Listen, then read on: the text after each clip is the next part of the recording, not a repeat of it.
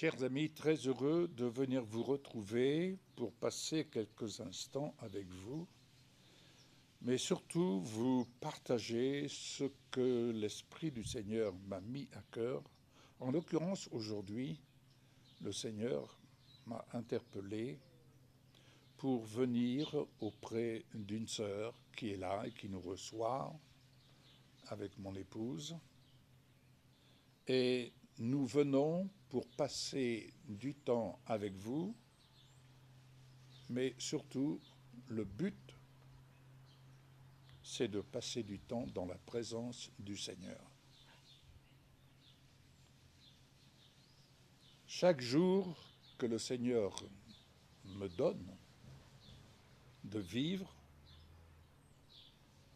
chaque jour, le diaporama, tel, vous savez, un film qui tourne, un film circulaire, et vous êtes au milieu, et ce film, il circule. Eh bien, depuis ma nouvelle naissance en Jésus-Christ, jusqu'à ce jour, chaque jour, c'est le sentiment que le Seigneur appuie sur un bouton, qu'il y a un ange qui vient appuyer sur un bouton, et chaque jour, le diaporama se met à tourner. Je le visionne, je le vis. Ça fait partie, c'est ma vie avec le Seigneur. Alors, chacun d'entre nous, nous avons notre vie avec le Seigneur, ça va de soi. Mais ce qui m'interpelle dans ce vécu, c'est qu'il y a des détails, si je puis dire, qui nous échappent. On peut, je dirais grossièrement, dire « Ah, le Seigneur a fait ci dans ma vie, le Seigneur a fait ça dans ma vie », ce qui est vrai. Et chacun d'entre nous, on n'oublie pas ce que le Seigneur a pu faire dans notre vie. Mais chaque fois que ce film, ce diaporama se met en action, il y a des détails qui viennent m'éclairer sur le contenu de la parole et en même temps, pouvez-vous imaginer, je pense à Rebecca qui a pris la décision, alors que ses parents lui ont demandé si elle était d'accord pour suivre le serviteur d'Abraham, qui avait été envoyé pour chercher une femme parmi son peuple pour son fils, le fils de la promesse, Isaac. Elle n'est pas venue par force, mais ses parents lui ont dit « Est-ce que tu es d'accord pour suivre le serviteur qui va te conduire vers le fils de la promesse ?» Aujourd'hui, la question se pose à chacun d'entre nous. On fait beaucoup de choses dans l'évangélisation et on fait beaucoup de choses par force. Il faut reconnaître qu'on y va à la force du poignet, à la force de la voix. On y va à la force. Mais voyez-vous, Jésus n'a jamais rien fait par sa propre force. Il en avait la capacité, hein. Il était et il est le Fils de Dieu. Non. Il est venu annoncer paisiblement une bonne nouvelle. La seule fois où on voit Jésus agir un peu plus énergiquement, c'est lorsqu'il arrive dans le temple, qu'il y a du commerce qui se fait.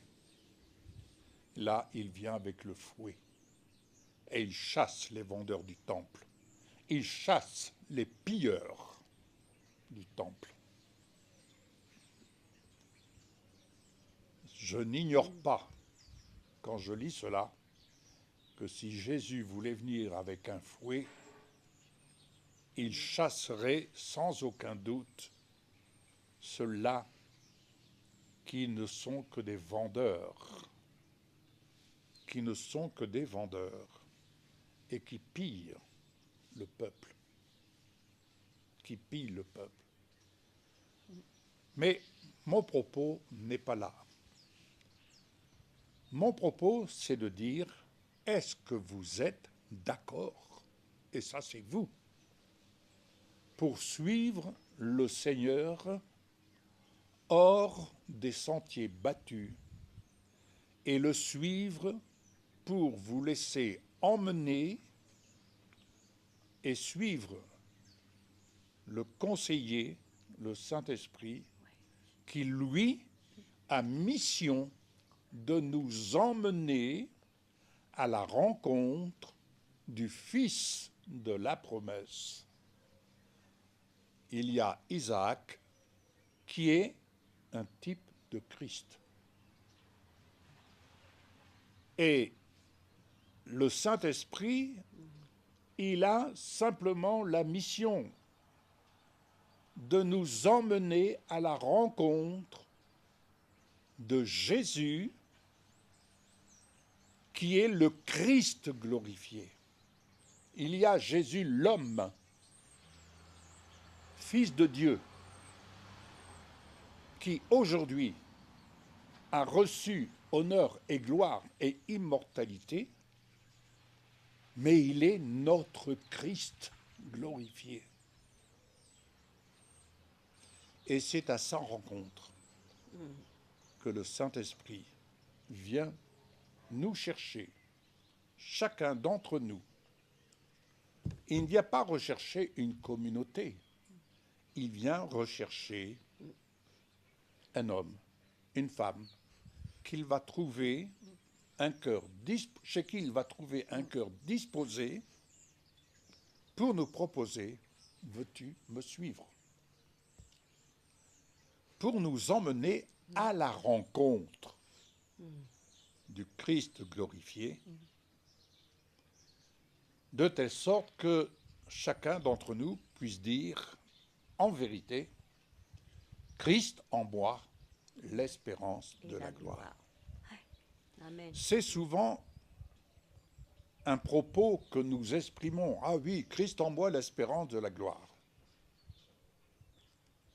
Mais voyez-vous, il y a dire et vivre. Je peux dire Christ en moi, mais est-ce que je vis Christ en moi? La foi,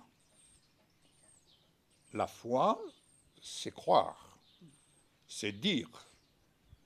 J'espère vivre la vérité, Christ en moi. Mais pour vivre Christ en moi, cela revient à dire ne faire qu'un avec lui. Ne faire qu'un seul corps avec lui. Et chaque membre que nous sommes ici, nous sommes 3, vous êtes avec nous, nous sommes ensemble, vous êtes un membre, vous êtes des membres. Et vous pouvez vous réclamer être membre du corps de Christ. Pas membre d'une communauté ou des communautés, peu importe, avec tout le respect qui s'impose, bien entendu. Mais ce que je veux dire, bien-aimés, l'Esprit de Dieu, tout comme le serviteur d'Isaac, type de Saint-Esprit, il frappe à la porte. Es-tu d'accord pour venir avec moi, dit le Saint-Esprit, je veux t'emmener à la rencontre de celui à qui tu es destiné et vivre réellement l'union, fusionner.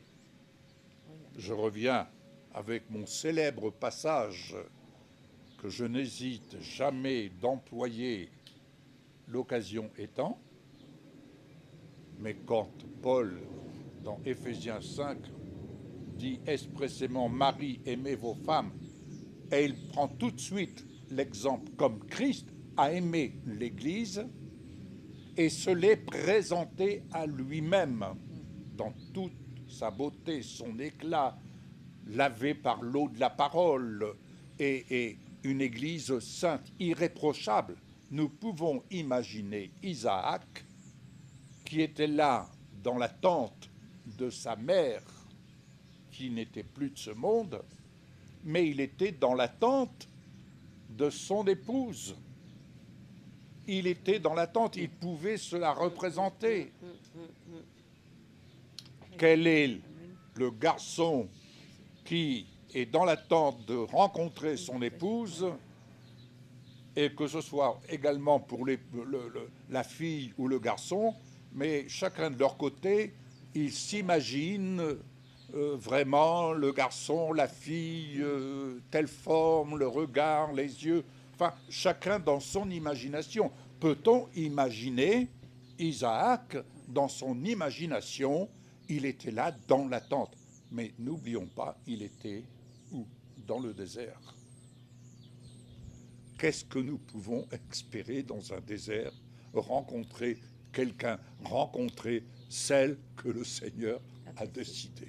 Bien-aimé, il ne faut pas avoir peur du désert. Il ne faut pas avoir peur du désert. Très souvent, bon nombre de personnes disent « Ah, je traverse un désert ».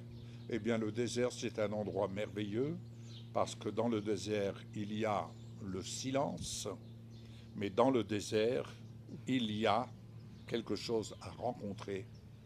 Et ce que nous rencontrons dans le désert, c'est ce que nous ne rencontrerons jamais dans le monde. Dans le désert, on fait des rencontres inimaginables. Inimaginables. Ça me rappelle une anecdote.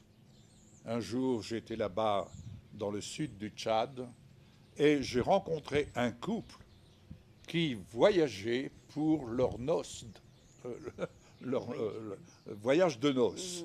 Ils arrivaient de Suisse et c'était un couple qui approchait les 80 ans. Vous imaginez?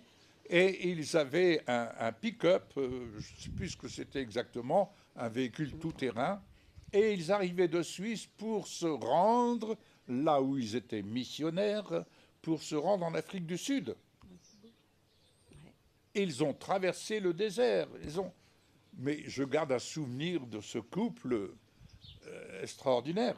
Ils sont arrivés au terme de leur voyage. Ça n'a pas été sans difficulté, ça, il est vrai. Mais ils ont pris le temps. Donc, comprenez que notre traversée, elle est ce qu'elle est. Votre traversée, elle peut être ce qu'elle est. Mais il y a une chose qu'il ne faut pas oublier. L'Esprit de Dieu, le Saint-Esprit, vient à votre rencontre, envoyé de Dieu. Et aujourd'hui, il vous demande, est-ce que vous voulez me suivre pour aller à la rencontre de votre époux, de celui qui vous attend sous la tente glorieuse, l'arche de gloire, afin de nous emmener dans des eaux paisibles. Bien-aimés, c'est cette mission dont je me sens revêtu de la grâce de Dieu, et chaque fois ce film qui se met en action et qui n'est pas fini, c'est ce film qui me revient, et je dirais, je n'ai pas autre chose à partager, mais simplement pour vous communiquer le dessein de Dieu, pour vous communiquer la vision dans laquelle le Saint-Esprit veut nous amener à rencontrer Jésus et à le rencontrer dans la dimension de sa gloire. Et de telle sorte que chacun d'entre vous, vous appreniez à fusionner avec lui en esprit, âme et corps. Amen. Car Paul a pu dire, l'homme quittera son père et sa mère et s'attachera à sa femme. Isaac n'avait plus de père ni de mère, ils avaient quitté ce monde. Et il était, c'est qu'à le dire si je fais un jeu de mots, il était dans la tente, et dans la tente, il était là, à l'extérieur de la tente, attendant de voir sa promise venir vers lui. Et gloire à Dieu, parce que lorsqu'elle est arrivée à une certaine distance, elle a vu. Elle a vu celui avec qui elle allait passer sa vie.